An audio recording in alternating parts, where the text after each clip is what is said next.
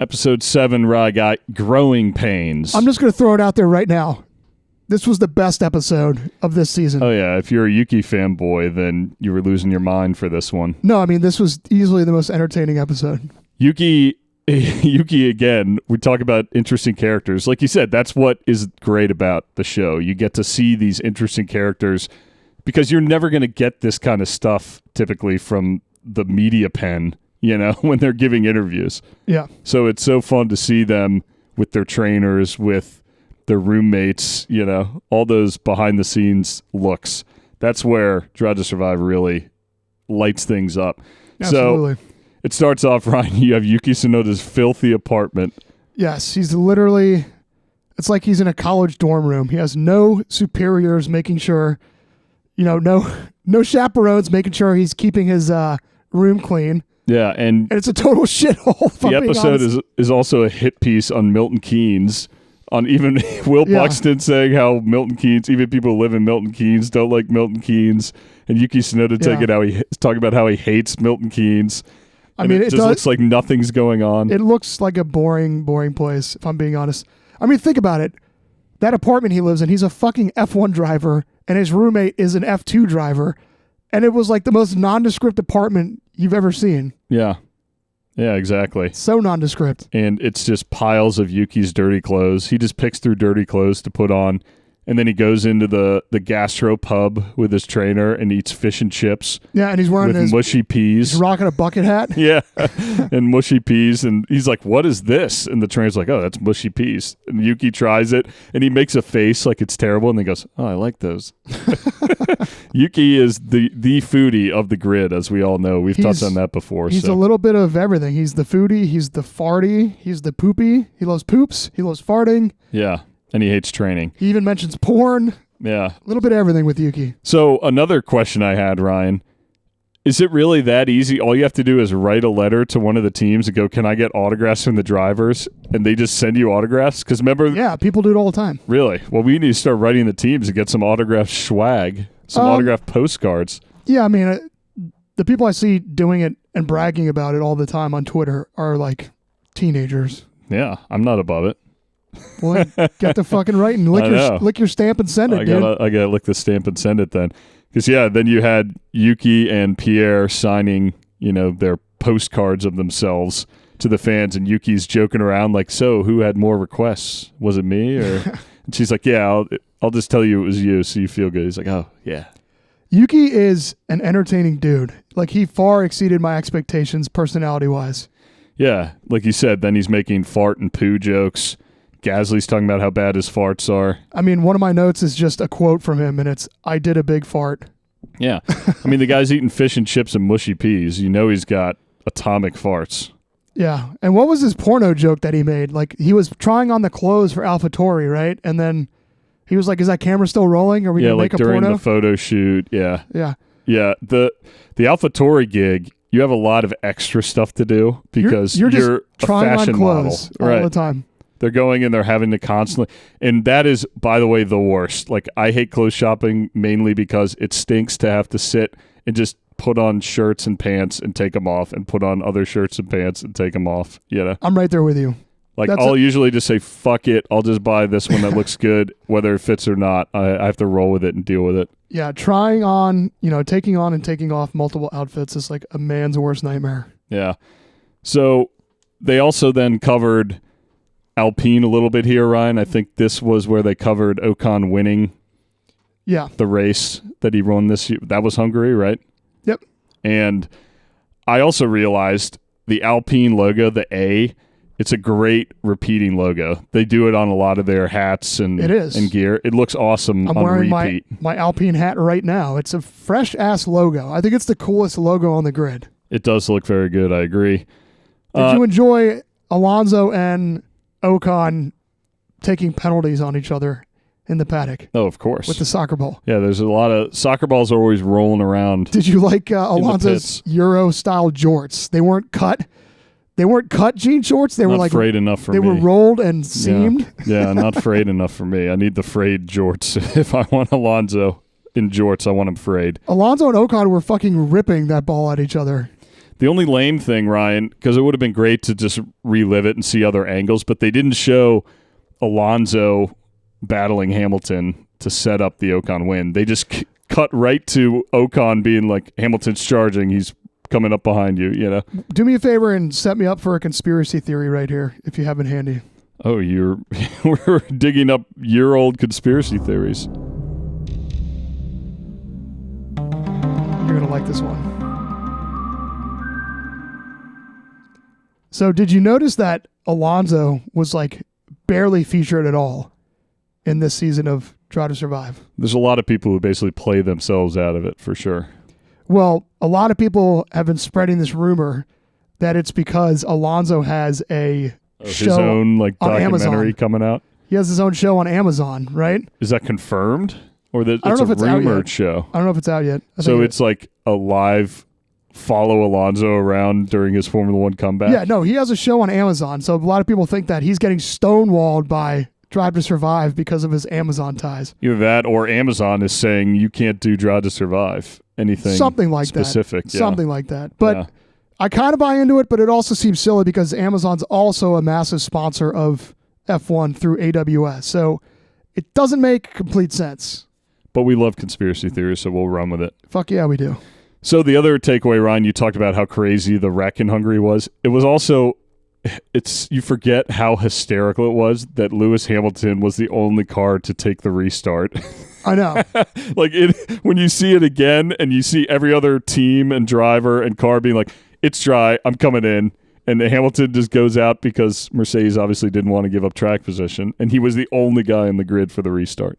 Yeah, and you forget that Mercedes tried to make it sound like that was their plan all along after the race. Right. And it's like, we heard the radio between you and Hamilton. That was definitely not your plan. And Hamilton was pissed. No, they were not expecting that everybody else would make the right call. They were just playing it a little safe, which we saw in Abu Dhabi at the end of the season, I think. And when you have a package that strong, it doesn't matter. Hamilton almost came back and won that race. So, Ryan, we have to talk to close it out. Yuki Tsunoda training. So they touched on... We're nowhere near done closing this Okay, episode. I yeah. got so many notes. Well, hit some of your notes then, because I'll close out. We can close out talking about his training. And Okay, when he so- heads over to Camp Helmut Marko or Camp French Toast in Italy. Yeah, so I got a kick out of Pierre Gasly saying, I wear what they give me, meaning like he doesn't give a shit about if the clothes look good or not. He says, I just wear what they give me in regards to AlphaTauri clothes. What else? I made a note about how Alpine has had 3 different team principals in 3 years. Another thing is... a lot of change there. I mean, that team, I mean, now we're talking about the current season, but they definitely have a fairly strong package right now, but they're all over the place when it comes to leadership. Yeah. Like after they booted Cyril Abiteboul out, remember last year was what they were kind of using like 3 different principles, or they had kind of a 3-headed monster of leadership. Mm-hmm. It just seems unfocused, you know? Yeah. And they're the only ones using Alpine power. You know, it's like a whole weird situation. They're like the black sheep right now on the grid. Yeah, it's an interesting situation they're in, for sure. So some of my other notes were mostly about Yuki and pooping. So I was just dying laughing the way he handles himself. It doesn't matter who he's dealing with. Like if it's his massage therapist or if it's Franz Tost himself or Franz Tost trainer, he literally like has no filter. He will let any of those people know that he has to take a shit in the moment. Oh, he's constantly needs to take shits and fart and eat. Yeah, so like right before He's basically a baby, right? They just they He's a shit, baby. they fart, and they eat. they just need to put a diaper on that guy. Yeah. So yeah, right before he was about to get a massage, he says, "Let me poo first." Yeah. And then he comes back and he says, "That was a nice poo." And when he's training, he's just begging, "Can I take a piss? Can I go to toilet?" He just wants to run into the woods and piss to Yeah. break up his run. Yeah, exactly. And he also just hates training. I get such a kick out of that. Yeah, he talks about how much he hates it. And we've talked about, though, he's one of those, he's like a little muscle hamster, right? But he hates any sort of training. And I don't know, it worries me, though, because I think that's a pretty bad sign, because I agree. that's old school, right?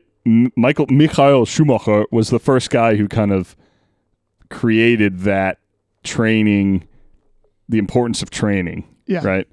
And now every driver, you see them doing my favorite, the ridiculous neck workouts and stuff like that. And I mean, you hear it from all kinds of drivers that come in off the bench, like Kevin Magnussen, Nico Hulkenberg, where they can't even hold their neck up. There's a reason the guys are doing it. You need to be training when you're experiencing the insane amount of G-forces that they do in Formula One. Right. I also got a kick out of that stretch of the season where Yuki just could not stop wrecking. He wrecked in quali at Imola, and then when they went to France, he wrecked in quali again. And that's where Pierre Gasly was, he was hanging out with Franz Tost in the garage because he was already out of the car. And that's when Yuki wrecked. And Pierre goes, man, he's expensive. Right. Exactly. He makes a lot of jokes about how much money he's costing the team to him and stuff. That's a pretty dynamic teammate duo right there, personality-wise. Pierre's pretty funny, and Yuki's really funny. Yeah, Pierre, as his confidence has grown since he's gone back to AlphaTauri, he's definitely gotten funnier, gotten more jovial, and now he has Yuki, who, how can you not be goofing around when you have Yuki as your teammate? Right. I really hope Yuki can get it done this year and stay in that seat. We'll see what happens. Another note I put down was it's interesting. I mean, I wouldn't expect anything less of Red Bull, but it's not a coincidence that Liam Lawson is Yuki's roommate in Milton Keynes. Like, that's just such a Red Bull / Helmut Marko thing to do.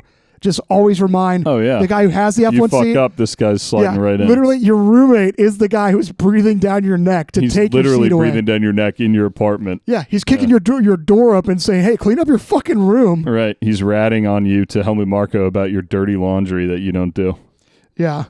So going back to all of his wrecks, I think the big thing too, because Franz Tost keeps mentioning it, French Toast, the team principal, keeps mentioning it too, where he's just like, and that's why it's titled Growing Pains, I think a lot of it, right? Some of these guys who come up and are used to just always driving on the limit, you have to find more of a balance in Formula One, I think, especially because everything he's saying is like, why the hell is he, he's braking way beyond the limit here, and it's like free practice 1. Like, why is he driving this like it's a Q3 lap for pole? Yeah, there was a lot of emphasis on Yuki needing to know when to push and not to push, and he's just pushing way too much in the first half of the season. Yeah, I mean, he just seems like, put me in the car, I go fast. If he's not making a fart, a poo, or a toilet joke or eating, he just wants to drive a car fast, Yeah. Which obviously Helmut Marko's going to love, but they need to find a way to focus that passion, and that not every time you go out, you're not putting in, a lap on the limit. Yeah. I also enjoyed how beautiful Faenza is. I mean, it's gorgeous. Yeah. Oh, yeah. Definitely nicer than Milton Keynes. We also underestimated Franz Tost's boot camp, like the actual regimen. Yeah.